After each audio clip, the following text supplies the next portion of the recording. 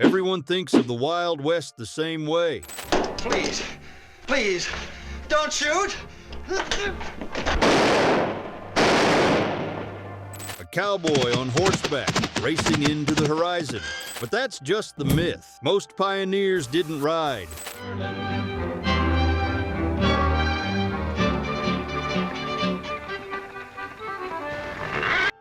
They walked beside slow, grinding wagons pulled by oxen through heat, storms, and misery. The journey west wasn't a romantic adventure. It was survival against everything the land could throw at them. Today, we're breaking down 11 myths about traveling in the Wild West you probably still believe. And by the end, you'll see why the true story is far tougher and far more human than the legend. Myth 11. Pioneers rode inside their wagons. You climb into the back of a prairie schooner, and within 5 minutes, you understand why they called it a schooner. Because riding in one feels like drowning on dry land. It's 1848. You've sold everything. Your farm, your furniture, your grandfather's watch. You've bought a wagon, 4 oxen, and a dream, wrapped in canvas. The man at the outfitter told you this wagon would carry your family to California. He didn't tell you it would try to kill you along the way. The prairie schooner wasn't designed for comfort. It was designed for cargo. 4 feet wide, 10 feet long, every inch crammed with flour sacks, tools, water barrels, and the fragments of your old life. There's no suspension, no cushioning, just wooden wheels, gnashing against rock and root, every jolt hammering through your spine like a mallet. You can't ride in it, not for long. The canvas top offers shade, sure, but the ride, it's bone-shattering, teeth-rattling, a relentless drum solo played on your skeleton. Most pioneers lasted an hour before they climbed out and walked 20 miles a day, on foot, because walking 1,500 miles was better than being beaten to death inside your own wagon. Hollywood lied. They put families inside those wagons because it looked peaceful, safe. But the truth is harder. Survival on the frontier meant choosing between exhaustion and agony. And most chose to walk. But if the ride was hell, at least it was a short hell, right? A few weeks of adventure and you're done. Not even close. Myth 10. The journey west was quick. You stand at the edge of Independence, Missouri, staring west, 2,000 miles of nothing between you and the Pacific, and you've got 6 months to cross it. If you're lucky, it's April 1852. You need to leave now, not next week, not when the weather's better, now. Because if you're not past South Pass by the 4th of July, winter will catch you in the mountains, and winter in the Rockies doesn't forgive. It buries. The wagon train wasn't fast. It was methodical, 8 to 20 miles per day, depending on terrain, weather, and whether your axle had shattered that morning. You'd rise before dawn, yoke the oxen, and roll until the sun started to kill you, then stop, rest, repeat for half a year. Everything slowed you down. Illness, broken wheels, rivers that ran too high to cross, oxen that collapsed from exhaustion, and every delay was a gamble with death. Miss your window and the Sierra Nevada becomes a tomb. Ask the Donner Party. The pioneers didn't conquer the West in a summer. They survived it in 6-month marathons of endurance, 180 days of dust, thirst, and dread. And for many, the finish line was a grave every 50 yards. The Oregon Trail isn't a route, it's the longest graveyard in America. The determination required wasn't heroic, it was inhuman. You either became something harder than human, or you died trying. So you're walking beside your wagon for half a year. But at least you've got a powerful horse pulling it, right? Like in the movies? Guess again. If you're into uncovering the real stories behind the legends, hit subscribe. There's a lot more buried beneath the myths of the Wild West, and we're just getting started. Myth 9. Covered wagons were pulled by horses. You watch a team of oxen lumber past, slow as the sunrise, and you think that's it. No galloping stallions, no thunder of hooves, just 2 castrated bulls chewing grass and dragging your future at 2 miles per hour. It's 1843. and horses are for rich men and the U.S. cavalry. You're a farmer from Illinois with 6 kids and a mortgage. You fled. You can't afford a horse. Hell, you can barely afford the oxen. But oxen don't starve on prairie grass. Oxen don't panic in storms. And oxen don't cost you everything when they die. The ox was the unsung titan of manifest destiny. Docile, durable, strong enough to pull a ton of cargo through mud, snow, and river crossings. They didn't need grain. They grazed. They didn't need shoes. Their hooves were iron. And when you finally reached Oregon, you could yoke them to a plow and start your new life. They were painfully, agonizingly slow. A horse could cover 25 miles in a day. An ox, 12, if you pushed. But speed kills on the frontier. Speed means broken wheels, exhausted animals, and a family stranded in the Badlands. Hollywood gave you horses because horses look heroic. But the real heroes were the oxen, stubborn, ugly, and utterly indispensable. They didn't gallop into legend. They walked, and they saved more lives than any cavalry charge ever did. The ox taught pioneers the first lesson of the West. Glory dies fast, but endurance survives. But maybe you've heard about the real wagons, the big ones, the famous Conestoga wagons that opened the West. Yeah, about that. Mythe 8. Conestoga wagons conquered the frontier. You see it rolling toward you, a massive boat-shaped behemoth with a canvas top like a ship's sail. It looks unstoppable. It looks like it could haul a town. And then you watch it tip over on a narrow trail, spilling a family's life into the dirt. The Conestoga was born in Pennsylvania, built for the smooth roads of the East. It could carry 4 tons. It needed 6 horses to pull it. And it was perfect for moving freight from Philadelphia to Pittsburgh. But the Rockies aren't Philadelphia, and perfect in the East meant dead in the West. The Conestoga was a freight titan, curved bed, massive wheels, a design that kept cargo dry even in rivers. For trade routes, it was unmatched. But the Oregon Trail wasn't a trade route. It was a gauntlet, and the Conestoga was too big, too heavy, and too proud to make it through. Width, that's what killed it. The Conestoga's broad body couldn't navigate narrow mountain passes. Its height made it top-heavy, prone to tipping on uneven ground. And its weight? It snapped axles, exhausted horses, and turned river crossings into shipwrecks. Pioneers abandoned them by the dozens. The Conestoga became the symbol of the frontier, but it never conquered it. That honor went to the smaller, lighter prairie schooner, a wagon built not for glory, but for survival. Sometimes the biggest weapon loses, and sometimes the West demands humility. The Conestoga taught a hard lesson. What dominates civilization crumbles in wilderness. Adaptation beats intimidation every time. So you've got the right wagon. You've been walking all day, and now as the sun sets, you finally get to rest inside, right? Not unless you enjoy sleeping on a pile of flour sacks. Mythe 7.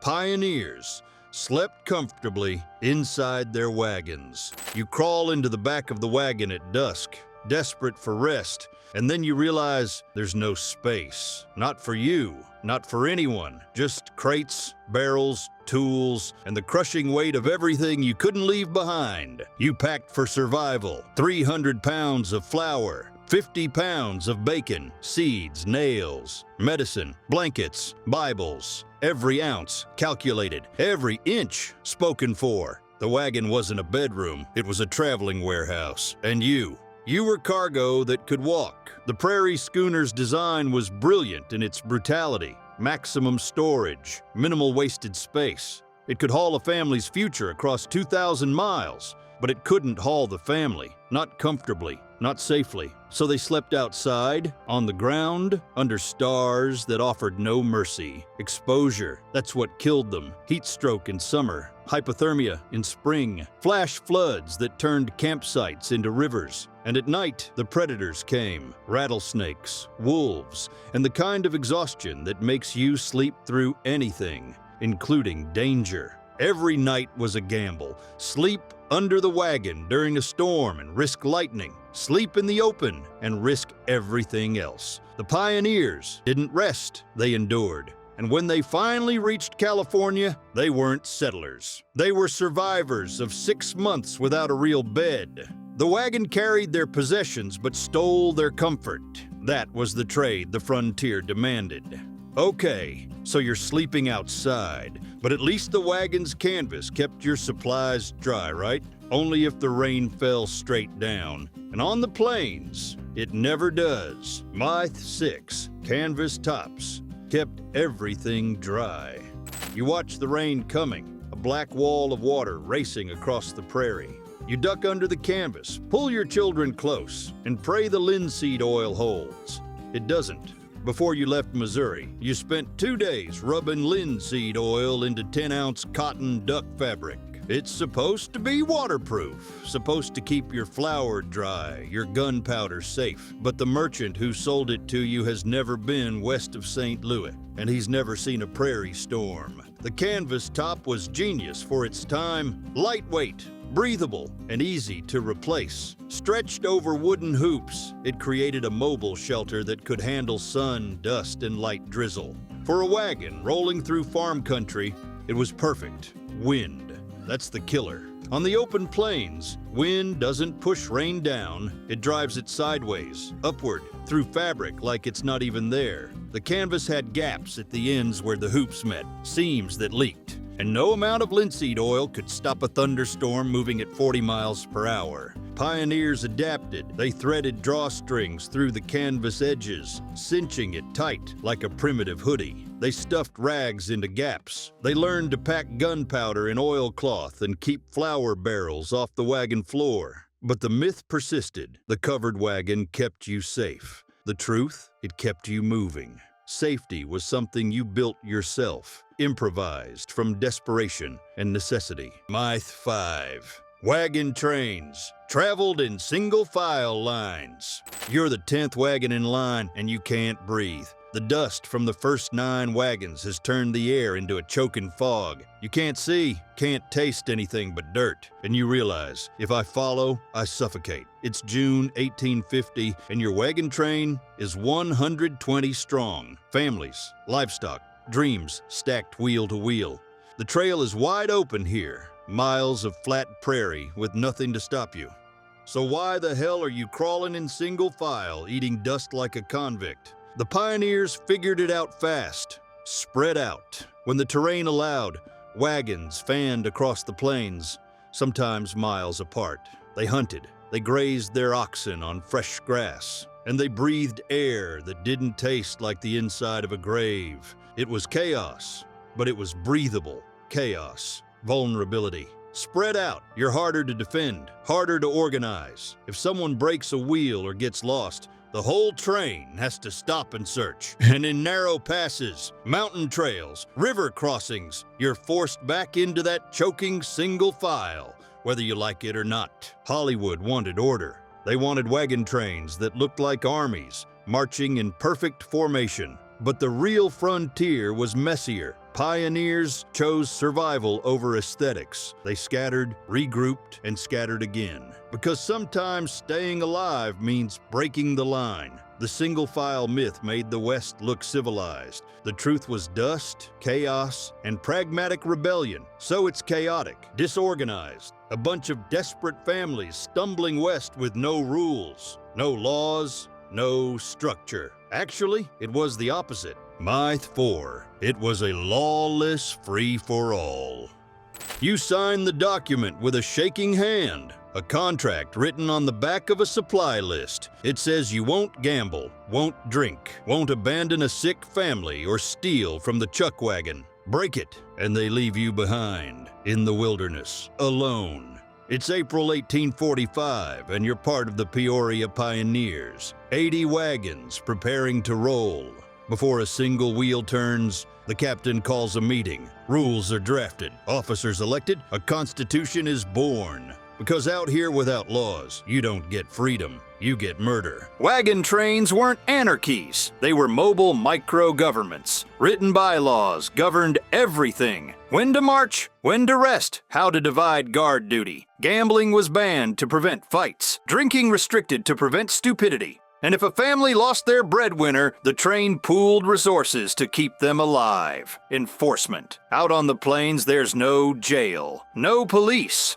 Punishment meant exile, and exile meant death. So captains walked a razor's edge. Too strict, and families mutinied. Too lenient, and chaos killed everyone. Many trains split apart over disputes, scattering families into the wilderness like shrapnel. The Wild West wasn't lawless. It was hyper-governed by codes written in desperation. Those who survived weren't rebels. They were disciplined, obedient, and willing to sacrifice freedom for survival. The frontier didn't reward outlaws. It buried them. The West tested whether freedom or structure saved lives. Structure won every time. All right, so there were rules. But surely at night, when the wagons circled up, it was for defense against Indian attacks, right? Nope, not even close. Myth 3. Wagons circled to defend against Indian attacks. You watch the wagons form a circle at dusk, and you think, this is it, the fort, the last stand. Then you see the real reason, a mule trying to wander off into the darkness. The circle isn't a fortress, it's a fence. Hollywood built this myth with 100 gunfights, wagons in a ring, arrows flying, settlers firing through the gaps. It's dramatic. It's iconic, and it's almost entirely fiction. The circle existed, yes, babuine, but not for the reason you think. The wagon circle was livestock management, not military strategy. At night, oxen and mules wandered.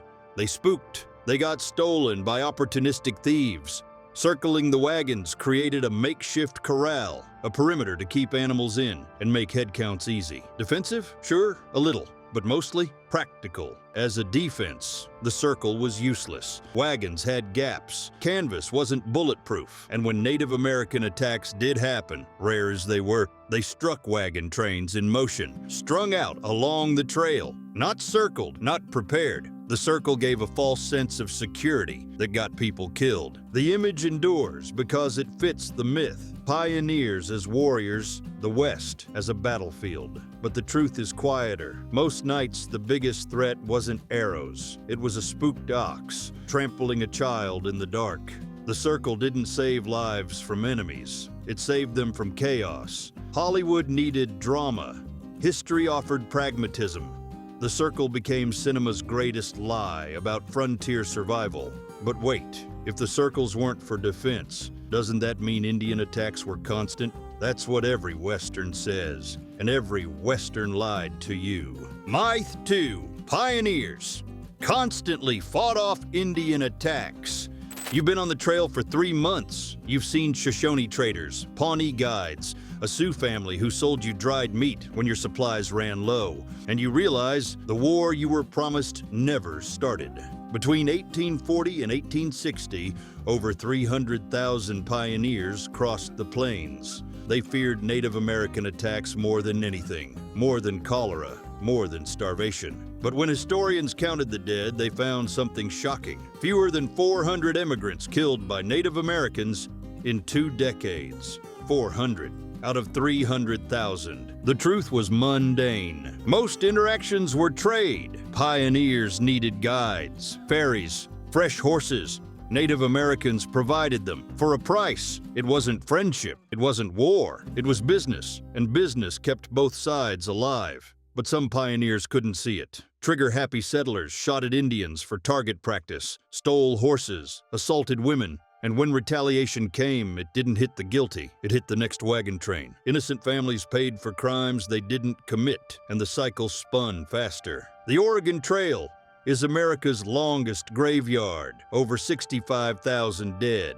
But disease killed more than arrows ever did. Cholera, dysentery, typhoid, these were the real killers. The Indian wars of the wagon trains were a myth, sold to justify genocide and sell tickets. The truth? The biggest threat to pioneers was themselves. Hollywood needed villains. History offered microbes and human stupidity instead. And now, we arrive at the cruelest myth of all, the one that broke more hearts than any bullet or disease, the lie that said you could bring it all with you. Myth 1. You could bring everything you needed. You stand beside the trail, staring at a piano, half buried in the sand. Someone carried it 1,000 miles. Someone played it at night, filling the prairie with Chopin. And then the oxen started dying, and they left it behind. You packed everything. Your grandmother's china, your father's books, the rocking chair you built for your firstborn. The merchants and independents told you the wagon could carry it all. 2,000 pounds, easy. They lied, or maybe they just didn't care. At first it worked. The wagons rolled heavy, but steady. Families clung to their heirlooms like lifelines, physical proof that their old life mattered, that they weren't just running. But the trail doesn't care about sentiment, and by week 6, something had to give. Weight. Every ounce was a choice. Your oxen's life or your past. The piano, the dresser, the family Bible, they were jettisoned one by one, left in the dust like offerings to a God who didn't want them. Fort Laramie became Camp Sacrifice, a graveyard of furniture, tools, and 20,000 pounds of abandoned bacon. The trail was paved with broken things, not just pianos and dressers, but dreams. The myth said you could carry your old life into your new one. The truth? The West demanded you burn the past to survive the future. And every pioneer who made it to California carried scars where heirlooms used to be. The frontier stripped identity until only survival remained. You thought the Wild West was a place of freedom, of adventure, of heroes riding into the sunset. But the real frontier was darker than that. Which myth hit you hardest? Which one shattered the legend you believed in? Drop a comment below and subscribe, because the lies don't stop here. The West has more secrets, and we're just getting started.